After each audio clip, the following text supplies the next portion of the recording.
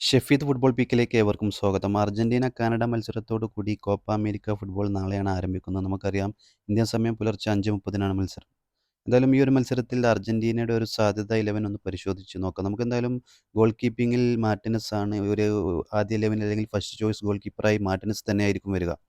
ഡിഫൻസിൽ Lisandro Martinez Nicholas ഓട്ടമൻഡിക്ക് പകരക്കാരനായി എത്തും എന്നുള്ള രീതിയിലുള്ള വാർത്തകളാണ് നിലവിൽ പുറത്തുവരുന്നത്.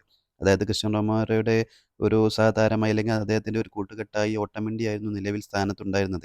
ലിസാൻഡ്രോ മാർട്ടിനസ് ദീർഘകാലമായി പരിക്കിൻ്റെ പിടിയിലായിരുന്നു. പക്ഷേ നിലവിൽ അദ്ദേഹം പരിക്കുമാറി തിരിച്ചെത്തി മികച്ച പ്രകടനമാണ് കാഴ്ചവെക്കുന്നത്. ലിസാൻഡ്രോ മാർട്ടിനസും റൊമേറോയും പിന്നെ എമിലിയാനോ മാർട്ടിനസ് ഈ 3 താരങ്ങൾ ആദ്യ 11-ൽ സ്ഥാനം ഉറപ്പിക്കുമെന്നുള്ള കാര്യത്തിൽ ഒരു സംശയവുമില്ല. ഡിഫൻസിൽ മൊളീന, ടാഗ്ലിയാഫിക്കോ സഖ്യമായിരിക്കും ഇവർക്ക് കൂട്ടായി വരാനുള്ള സാധ്യത എന്നുള്ള രീതിയിലൊക്കെ ഉള്ള വാർത്തകൾ പുറത്തു വരുന്നുണ്ട്. എന്തായാലും വരും മണിക്കൂറുകൾക്കുള്ളിൽ എന്തായാലും ഈ ഒരു പ്രസ് കോൺഫറൻസിന് ശേഷം അദ്ദേഹം ലയണൽ സ്കലോണി ടീമിനെ പ്രഖ്യാപിക്കും എന്നുള്ള രീതിയിലുള്ള വാർത്തകളൊക്കെ പുറത്തു വന്നിട്ടുണ്ട്. എന്തായാലും കാത്തിരുന്ന് കാണാം ഡിഫൻസിൽ ഏതെല്ലാം രീതിയിലുള്ള മാറ്റങ്ങളാവും വരുന്നത് എന്നുള്ളത്. അക്യൂനോ ഒക്കെ വരാനുള്ള സാധ്യതയുമുണ്ട്. എന്തായാലും കാത്തിരുന്ന് കാണാം. എന്തായാലും ഓട്ടോമാറ്റിക് പകരക്കാരനായി ലിസാൻഡ്രോ മാർട്ടിനസ് വരുമെന്നുള്ള കാര്യം ഉറപ്പാണ്. മധ്യനിരയിലേക്ക് വരികയാണെങ്കിൽ Rodrigo, De Paul, Mac Allister, Lo Celso ഈ ഒരു 3 താരങ്ങളാണ് ആദ്യ 11-ൽ വരും എന്നുള്ള രീതിയിലുള്ള വാർത്തകളും പുറത്തു വരുന്നുണ്ട്. എന്തായാലും മക്കാലിസ്റ്റർ നമുക്കറിയാം കഴിഞ്ഞ ഫിഫ വേൾഡ് കപ്പിലൊക്കെ ഏറ്റവും മികച്ച പ്രകടനം കാഴ്ചവെച്ച താരമാണ്. കൂടാതെ ലിവർപൂളിന് വേണ്ടി നിലവിൽ ഈ സീസണിലൊക്കെ ഏറ്റവും മികച്ച പ്രകടനം കാഴ്ചവെച്ച താരമാണ്. അദ്ദേഹത്തിൻ്റെ കൂട്ടായിട്ട് കഴിഞ്ഞ ഫിഫ വേൾഡ് കപ്പിൽ ഉണ്ടായിരുന്ന എൻസോ ഫെർണാണ്ടസ് ആണ്. എൻസോ നിലവിൽ ചെൽസിയുടെ താരമാണ്. ചെൽസിക്ക് അത്ര മികച്ച പ്രകടനം ഈ സീസണിലൊന്നും കാഴ്ചവെക്കാൻ കഴിഞ്ഞിരുന്നില്ല. പക്ഷേ എൻസോ അദ്ദേഹത്തിൻ്റെ ചെൽസിയിലെ മികച്ച പ്രകടനം ഒരു ശരാശരി പ്രകടനം മാത്രമാണ് എൻസോക്കും കാഴ്ചവെക്കാൻ കഴിഞ്ഞിരുന്നത്. എന്തായാലും Rodrigo, De Paul, Mac Allister, Lo Celso കൂട്ടുകെട്ട് ആദ്യ 11-ൽ പരീക്ഷിക്കാനുള്ള സാധ്യതയും കൂടുതലാണ്.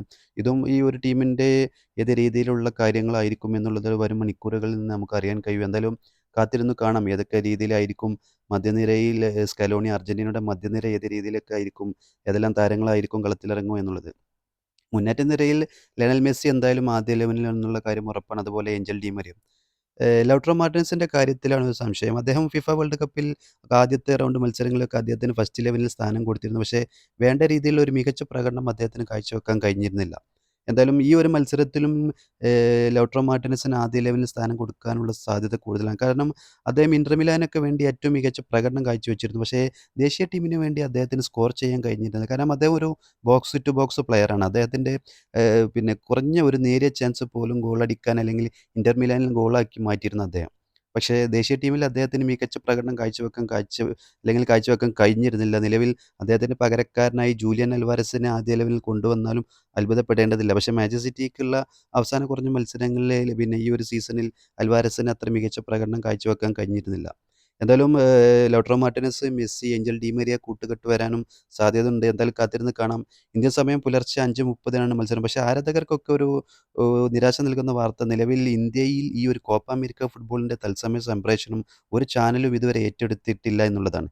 ഫാൻകോഡ് ആപ്പ് ഈ ഒരു മത്സരം സംപ്രേഷണം ചെയ്യും എന്നുള്ള രീതിയിൽ വാർത്തകൾ വന്നിരുന്നു. പക്ഷേ അവരും പിൻവാങ്ങി അല്ലെങ്കിൽ ഒരു വ്യക്തത ഇതുവരെ വന്നിട്ടില്ല. എന്തായാലും വരും മണിക്കൂറിനുള്ളിൽ ഇന്ത്യയിൽ കോപ്പ അമേരിക്ക ഫുട്ബോൾ ആര് സംപ്രേഷണം ചെയ്യും അല്ലെങ്കിൽ ഏത് ചാനലിൽ വരും എന്നുള്ള വാർത്തകളൊക്കെ പുറത്തു വരുമെന്നുള്ള ഒരു പ്രതീക്ഷയിലാണ് അർജന്റീന അല്ലെങ്കിൽ ബ്രസീൽ ആരാധകരൊക്കെ. എന്തായാലും കാത്തിരുന്ന് കാണാം നമുക്ക്.